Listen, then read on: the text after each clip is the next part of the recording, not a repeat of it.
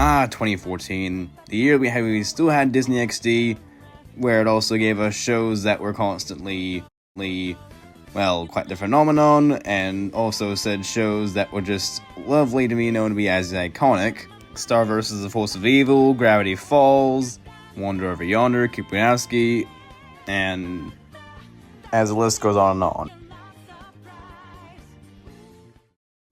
While as well also remembering this channel quite a lot because I grew up with a lot of Marvel content on it, along with also remembering of like what happened to the past Marvel content I watched as a child, which I don't mind now, but again it wasn't quite pleasant. But without saying it's a bad idea, it's just not the best idea. Before I hurt Are you all crazy? It's just a stupid block of wood, and it doesn't do any. I love it! What are we talking about? Glad we're all on the same page. But we're not talking about that today. Today we're discussing a different show that was considered to be very underrated for many good reasons, as I shall be discussing what made it great, what made it horrible. Let's just dive in. Smoke bomb! To start off, our protagonist, the ninja, has quote-unquote got a lot of fun stuff to have. With all the ninja weaponry he has, which is very entertaining indeed. Oh yeah, and how one time, well, and again, also turned into a quote-unquote giant bird. That was pretty fun. And sometimes in the show, there's occasionally a joke that can be quite rather funny, but as a kid, you would understand, but as an adult, well...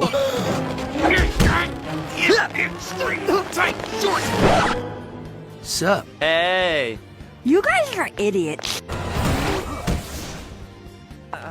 What's up? Just chilling. It's all good. I like how as well the show has got a bit of an evolution of showing like the first ninja and then the ninja that was around when Randy was a kid, and also of course the ninja that was bad necessarily, which is why he had to get the ultimate lesson, which is just getting a memory wipe basically. Also, speaking of, like, this ninja, let's just get down to the voice acting, or voice actors, I should say. Looks like it's Nacho Day. Sorry. Guess it was a little cheesy. Sound familiar? That's right, it's Patrick Warburton, aka the guy that's known for everything. And before our once-known hedgehog that was in the movies, he was also the ninja. You're gonna put that on your face? Yes, I am! But it was in your pants! Approved! And also here's a lovely actor I know known as Tim Curry. As he's playing the sorcerer, aka the antagonist. One day, every 100 years, for 1 minute, the sorcerer key is revealed. The key holds the power to unlock my vile prison, but every century, it eludes me. Well, you better let the poor guy out! Pizza. Compliments of the Plaza Hotel. The key eludes me. The story itself is about a 9th grade student going to a school while also being a superhero, while also learning lessons from a book called the Nomicon. As every episode, it just gives him a quote, and he doesn't understand it until the end of the episode, which just proves of how much of a quote-unquote dum-dum he is. And yeah, that's all the good stuff I have to say about it. So let's just move on to the next thing about it, which is what makes the show iconic. Smoke bomb! Oh boy, I'm gonna regret this. For those who grew up with this show as have I have to be honest and say the intro kinda sucks. What's that ominous glow in the distance?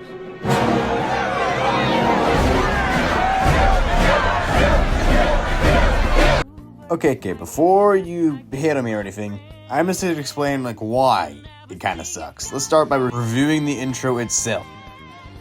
For 800 years, Norrisville High has been protected by a ninja. No one knows that every 4 years, a new warrior is chosen. Go ninja! A freshman to fight the forces of evil. I am the ninja. I am Randy Cunningham. Okay, we get a little introduction to the main character of what he is and why he is the ninja. Cool. Which if it doesn't rant on for that long, it doesn't seem that bad, right?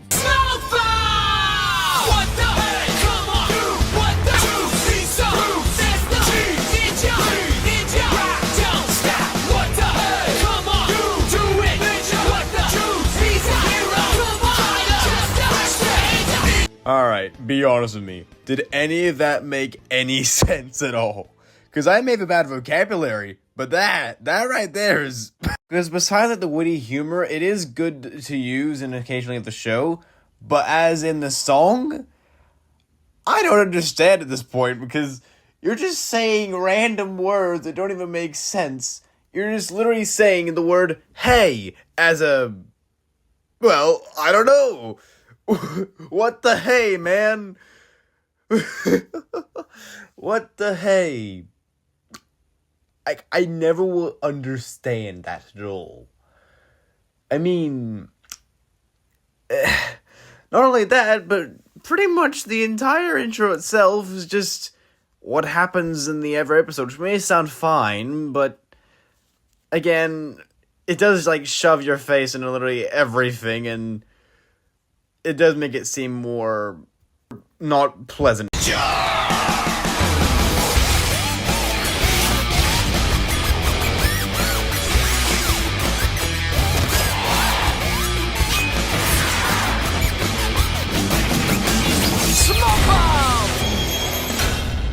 But I admit, there are worse intros out there. Trust me, there are plenty worse ones out there. But another thing is, well, I'm always trying to say is, it doesn't really have much of a good beat fully, but it doesn't have a good lyrics either. I'll explain like in a few examples of a good cartoon. 104 days of summer vacation, and school comes along just to end it. So the annual problem for our generation is finding a good way to spend it. Like maybe The Phineas and Ferb intro is simply rather just a bit of like a musical song, because as you know in the show, they always have at least like one or two songs every single episode, which is one of the ways how they're very much known to be iconic, and therefore, well, they kind of just have like less of a music sense, and rather they just don't actually need it because they just always make it sound a bit of like a funny tone, while also still being rather magical, I could say. That's what makes Phineas and Ferb have the intro be replayable, and so much fun to look back on when you're like, well, grow older, and yeah. But as I said before, there are still good things about the intro, but only like so little, and rather just a few rather seconds in the minute, that you still have a bit of a rhythm, but the whole thing is still not connecting to the others, which makes it just cut out and you may not like it entirely, which is just the problem with the whole intro. And finally, let's just discuss what made it well.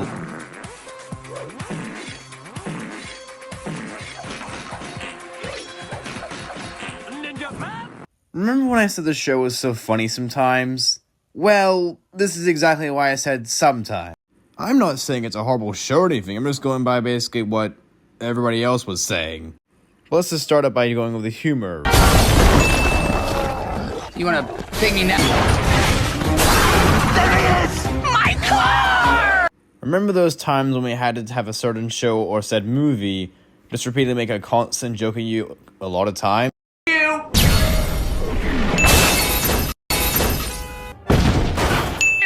Immediately!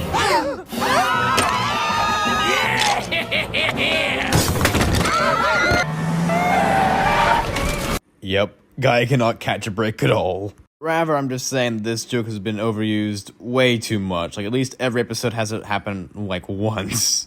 And let's move on to the villain of the show, called McFist. The problem with McFist is, he owns everything. Doesn't really take much advantage of that, like a cool story like Sonic Show, or said just basically just being like Norman Osborn, but he owns everything instead of just being one company, he just is the city itself. I find it quite bizarre that he basically just has got a lot of stuff out there that's just owned by him, and also laugh my butt off the fact that he's called the word Mick, if I always think of it being him being McDonald's the whole time. I mean, he got McBurger Shack, he got McBowling, McFNAF ripoff. But he is quite hilarious, I admit, but really, I kind of feel like he should be a different personality-wise, because that would make him more rather menacing, and plus, more actually be a better villain to give her higher ratings, be considered to be one of the best Disney villains out there, but rather he's just, well, a joke instead. McFist, I made a number 4. Yeah, what's a number 4? Oh no. Oh no. So, yeah. But in all fresh honesty, I still love this show. I watched it when I was a kid, and ever since, well, it first began in 2012.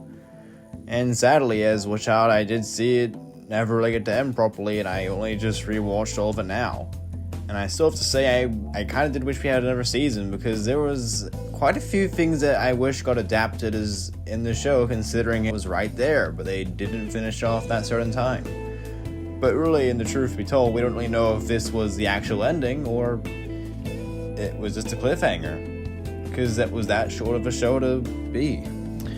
But the thing that makes me always be happy is that we've waited for so long, and I still see people make fan art about it. I still see people make art and express how they like and love that show, and there's still wait if in case it ever comes back, which my likely chance may be maybe like a long time until it ever comes back, but there are still people out there that are interested in watching it, and I'm proud of those kind of people, because at least they get to still love a show that'll probably take a long time to ever actually come back, or at least get a reboot.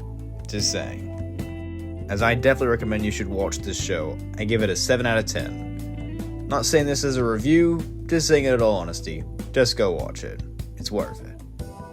If it would make people like me happy, and it would make the fan base happy, knowing that another person out here in the world got to experience Randy Cunningham.